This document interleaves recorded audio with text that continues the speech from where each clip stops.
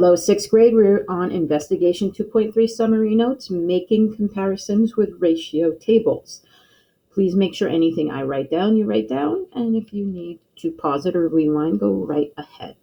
So a ratio table basically is an organized way to show equivalent ratios. So when we're going vertically, okay, these two columns will be equal to each other. Actually, all the columns will be equal to each other. You can even skip columns and all the columns will be equal to each other. So Crystal recorded how many segments she and her sister would get for different sized chewy worms. Okay, so here's Alexa's segments, okay, and here's segments for Crystal. So we have a few filled in here, so that means those have to be a specific number. Any of these could be any sort of ones that we choose. So I am going to go from 4 to 1.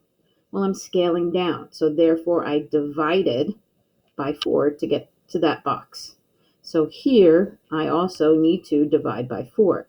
12 divided by 4 is 3. Okay, so that's one way of thinking about it. Okay, now from here, 12 to 1, obviously I'm scaling down there, and I divided, once again, by 12. Well, 4 divided by 12, I don't know 4 divided by 12. So what I'm going to do is I'm going to put that as a fraction. 4 divided by 12. I know that looks weird, okay, and if I simplify it, I get 1/3. So it's 1/3 to 1. So that means Alexa has 1/3 segment for Crystal's 1 segment.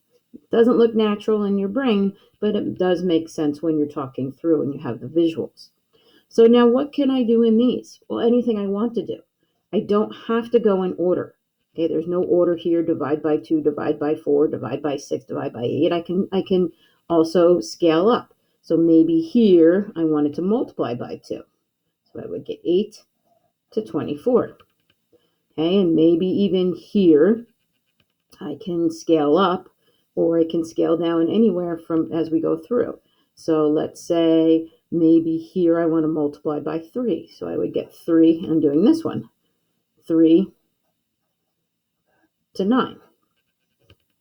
Okay, maybe I want to, if I scale down, I'm going to get the same thing. Maybe I want to scale down from here and divide by 8. If I divide by 8, okay, I'm still going to actually get 1 to 3. If I divide by 2, I'm going to get 2 to 12. So let's go maybe from here, and I'll multiply this by 3. Again, I'm just choosing random numbers here. There's no rhyme or reason to what I'm doing. And I get 9 to 27. All of these are equivalent ratios. If I scale down, I will always get this. This is in the most scaled down version. The ratio of books to DVDs is 3 to 2. If you have 15 books, how many DVDs would you have? Fill in the ratio table. So I can also go in order if I want to. So let's say I wanted to multiply by 2. If I multiply this by 2, I get 6. And if I multiply that by 2, I get 4. And again, I'm going to go back to my simplest ratio. If I multiply this by 3, I'm going to get 9. Multiply 2 times 3, I get 6. And then now if I multiply this by 4, I will get 12. And then here, I would get 8. So I didn't have enough room here, so I probably could have skipped around. But well, let's go, since I'm going in order, we'll just add another box here. Okay, and then if I go 3 times 5, I will get 15. And 2 times 5 will give me 10. So I would need, if I had 15 books, I would have 10 DVDs.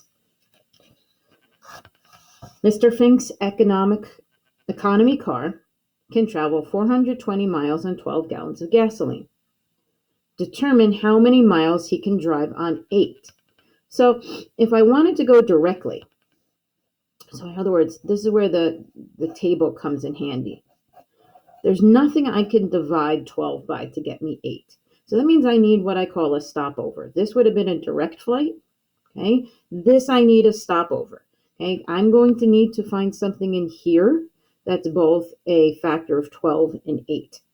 If I divide 12 by 2, I get 6. That doesn't help me. If I divide 12 by 3, I get 4. That's going to help me because 4 is also a factor of 8. So I divided by 3 here. So that means I need to divide by 3 here. Okay, what I'm going to get when I divide by 3 will be 140. So now what am I doing from 4 to get to 8?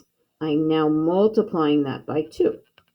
And when I multiply that by 2, I'm going to multiply this by 2, and I get 240. So first I needed to scale down, then I needed to scale up. Those are the end of the notes for Investigation 2.3 summary.